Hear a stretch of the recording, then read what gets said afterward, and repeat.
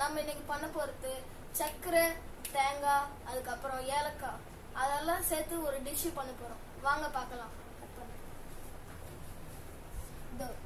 Already நம்ம தேங்காய் போட்டு அரைச்சு தான் வச்சிருக்கோம். ஃப்ரெண்ட்ஸ், இந்த மாதிரி பத்துக்கு வந்த பிறகு ஆஃப் பண்ணி வச்சுக்கலாம். ஏலக்காய் போட்டு நல்லா அரைச்சிக்கலாம். ஃப்ரெண்ட்ஸ், மொத்தம் கொட்டியாச்சு. ஃப்ரெண்ட்ஸ், இதை இன்னொரு வாட்டி நல்லா அரைச்சிக்கலாம். ஃப்ரெண்ட்ஸ், இதை பாருங்க. ஃப்ரெண்ட்ஸ், நம்மளுக்கு ரெடி பண்ண ஒரு டிஷ் இருக்கு. பாருங்க ஃப்ரெண்ட்ஸ், இந்த டிஷ் இது நம்மளுக்கு இப்போ ஜீரணம் ஆகலனா சாப்பிட்ட பிறகு அந்த ஸ்வீட் யூஸ் ஆகும்.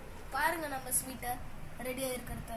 ஃப்ரெண்ட்ஸ், இந்த ஸ்வீட் பேர் தான் தேங்காய் ஸ்வீட். இந்த ஸ்வீட் பேர் பிடிக்கலனா வேற ஏதாவது கமெண்ட் பண்ணுங்க பேர். அதுக்கப்புறம் இந்த மாதிரி நிறைய வீடியோஸ் பார்க்கணும்னா லைக், சப்ஸ்கிரைப் பண்ணிக்கோங்க.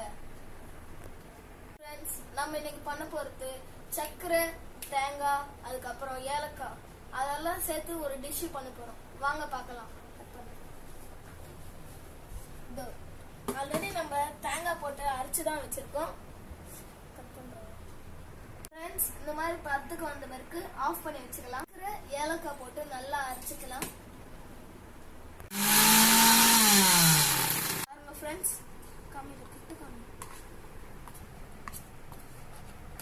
மொத்தம் கொட்டியாச்சு.